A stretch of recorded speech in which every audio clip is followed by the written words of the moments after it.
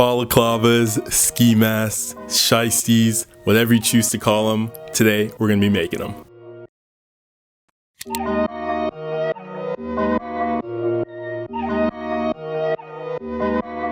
Welcome back to the channel. I'm your tall tailor. It's currently 12:12. Oh, make a wish. It's currently 12:12, and I'm gonna be snowboarding tomorrow, and I want to have a ski mask just to cover my face, you know, so I don't get super cold. Do I need a ski mask? No, I literally have a super warm hat here that I could wear, but you know, this is a sewing channel where we sew things, so that's what we're gonna be doing today. We're gonna be sewing a ski mask. I'm gonna be showing you guys the entire process, and if I do remember, I'm gonna put the pattern below in the description so you guys can pretty much just copy and do it yourself. It's my first time doing this. I've never done this before, so please excuse me if there are any sort of hiccups or slight errors along the way. Again, it's like midnight. I'm a little sleepy. I want to try and get this done as soon as I can to get a little bit of shut-eye. So yeah, enough talking. Let's get to sewing. Okay, so there's a couple of designs that I was going over in my head when I was going to make this mask, and there's a couple things I don't want. For example, a mask like this, like a traditional ski mask, like a one piece, although it does look pretty cool, it's not really something that I'm going for, and I especially don't really like the open mouthpiece. I think that looks a little weird, so I'm not gonna do that. Instead, what I was thinking of doing was kind of doing something like this. Ooh, this looks a little strange. Kind of think of it as, okay, we got the general shape of the mask, the general mask shape. Kind of think of it as, and you got your eyes here, and then that. But that makes it look even more weird. Maybe if I add like a smile. Teeth. Oh, that was kind of crazy. So it's kind of like a hat and then a mask on top of it, but we're stitching these two things together. If I were to do like a side profile, the hat kind of comes like this and the mask kind of comes like that. Okay, I'm gonna get a couple of measurements. All right, so all done making the pattern for the mask. You kind of see this is what the bottom half looks like, and this is what the top half looks like. Get me in like the mask making mindset. Listen to some Yeet. Anyway, so now that I have this pattern down, again, I'm gonna try and digitize this and then put it in the description so you guys can pretty much copy it. Does it look huge? Yes. Two reasons why. Number one, this is including the seam allowance, and number two, I just got a big head. I don't know what to tell you. I'm going to be cutting out the pieces with the fabric, but before I do that, I'm just going to show you guys exactly what fabric I'm using. All right, so the fabric we're going to be using today for our project is some sort of stretch knit. So I have a really stretchy black knit fabric here, and pretty thin actually. So we're going to be, you can use like any weight of fabric, thicker or thinner, and we're pretty much just going to be using this for the entirety of our mask. Alrighty, after a bit of work, I have my patterns here. This is the pattern for the bottom half of the mask, and this is the pattern for the top half of the mask. So I'm pretty much going to be cutting these out. Here I have the pattern. You can see I wrote fold. That basically means cut, odd, fold. So I'm going to be folding the fabric in half. And this black fabric here is doubled up. I'm going to be placing the pattern right on the fold, right there, making sure it's nice and lined up. And I'm going to be cutting all around the edges. I already included the seam allowance in this pattern, so I'll just be cutting it. Using my phone here as some sort of pattern, quasi pattern weight. Man, I really need to get these scissors sharpened.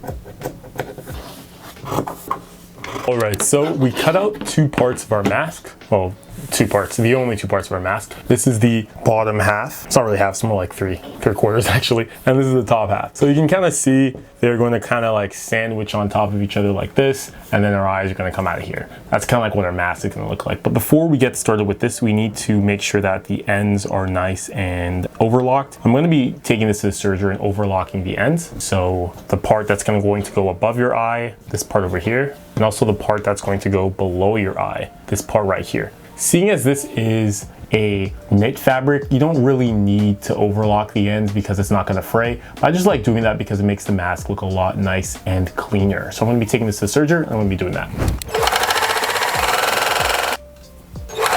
Alrighty, we're back from the sewing machine. This is what our mask looks like so far with the edges overlocked. I made sure to do it in white so you guys would be able to see it a little bit better. Let's take a look at the overlock stitching. Nice, nice. I did that for the entirety of the top of the mask. So the part below your eyes, as well as the part here on top of your eyes. So the next thing we're going to be doing after we overlock the edges is we're going to be making a small hem on the mask. We're going to be folding it towards the inside of the mask by about a 1/2 inch. So you can either fold it by 1/2 inch and then use your pins to secure that 1/2 inch over the entirety of the top of the mask like that. Same thing for the top and the bottom, 1/2 inch. And I'm just gonna be running this over to the machine and I'll be right back. All right, we're back from the sewing machine and I stitched up the hem of the mask on the bottom section as well as on the top section. So we have our hem down, this is good. The next thing we're going to be doing is just sewing up the chin portion. This portion, we're going to be sewing these two together. Make sure you have the right sides facing together like that. Stitch it up. And also we can just take this to our sewing machine and then after we sew it, we can just overlock the ends. One thing I do want to also mention when we're sewing is that we want to make sure that the stitch is either set to the stretch stitch on our sewing machine, or if we don't have a stretch stitch on your sewing machine, you use a zigzag stitch as well too, because this is a very stretchy material as you can see. So if you don't put like the stretch stitch function on your machine, when you stretch it like that, it's going to rip and it's going to break the individual stitches that you make on the machine. All right, with that being said, let's grab all this stuff and take it back to the sewing machine.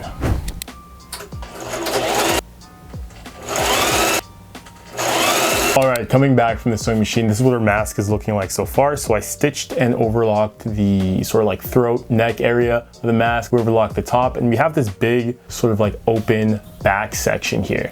Now what we're gonna be doing is attaching the top and the bottom parts of the mask together. This is pretty much gonna be our final part. And how we attach these two together is we're going to be taking the top part of the mask and kind of opening it in half like that and taking a ruler. Do I have a ruler? I can't find my ruler, so I'm using my seam gauge. Taking a ruler and measuring out 5 inches from the bottom here towards the top of our mask. I'm gonna be marking it with some chalk. If you guys don't have chalk, you can use a pin or something like that. So I marked 5 inches. Let me add a pin there so you guys can see it a little bit better. All right, there we go, 5 inches. We're gonna be attaching with pins our mask to that section. So we're gonna be taking our mask, folding it in half, and lining the top of the hem of the bottom section of our mask right at that 5-inch section. Make sure everything is nice and lined up. And then we can just take our pins to hold and secure the mask together. There we go. We'll remove that pin and just pin all the way down the edge of our mask. Shouldn't need too many pins. It's only a 5-inch section. It's going to be adding another pin there. And now with this part pinned,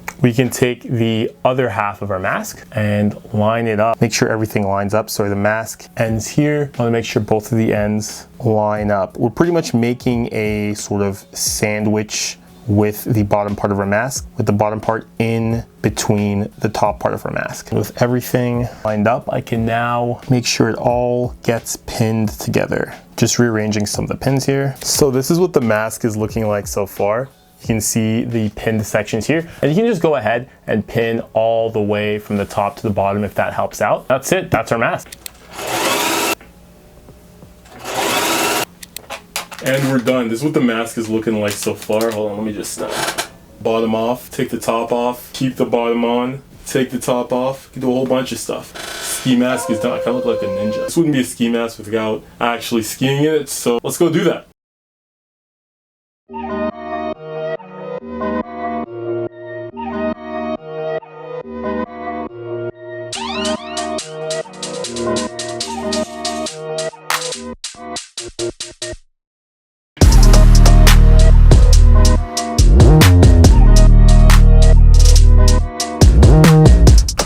Boy, oh boy, we are back from skiing. Well, I didn't go skiing. I went snowboarding. The mask went great. Am I good at snowboarding?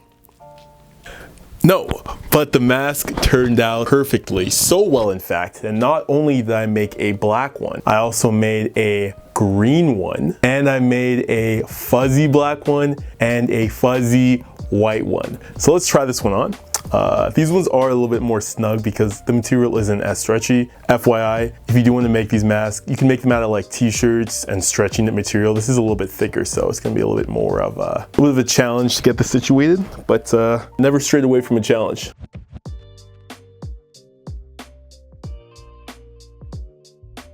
Wow, look at that. It wasn't actually even that challenging. I think I kind of oversold you on that aspect there. Yeah, so these masks work really, really well. One thing I like about them that actually helped out when snowboarding is you can bring the front down like that. You could also take the top off, so if you want to like have your hair out or something like that, you can totally do that. Just pop the top back on. If it gets a little hot, take it off, put it back on, all that kind of stuff. This mask is really great. I like the look of it. I kind of like the slit in the eyes that it gives. Kind of makes you look a little bit like a ninja.